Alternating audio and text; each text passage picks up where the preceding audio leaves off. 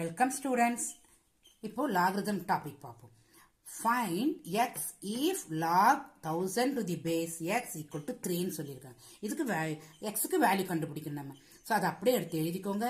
இப்போ நம்ம ஆன்டிலாக் எடுக்கணும். எக்ஸாம்பிள் என்ன சொல்லலாம், நம்ம லாக ரிமூவ் பண்ணணும்னு நினச்சிக்கோங்க. இப்போ 1000 இங்கே வச்சுக்கோங்க, ஈக்குவல் டு எக்ஸ் இந்த பக்கம் போய் 3யை பவரில் எடுத்து வச்சுக்கோ. ஓகே, இப்படி எழுதிக்கோங்க. இப்போ 1000 எப்படி எழுதலாம், 10 to the power of 3ன்னு எழுதலாம்.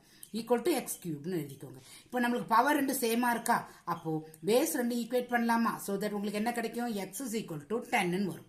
ஓகே, அப்போ log 1000 to the base 10 equal to உங்களுக்கு என்ன 3. இது நீங்க செக் பண்ணி பார்த்துக்கலாம். ஃபார் எக்ஸாம்பிள் எக்ஸுக்கு உங்களுக்கு 10 தானே, இப்போ எழுதிக்கோங்க. Log 1000 to the base 10 equal to 3. Left hand சைடை எடுத்து ரைட் ஹேண்ட் சைடு ப்ரூவ் பண்ணுங்க.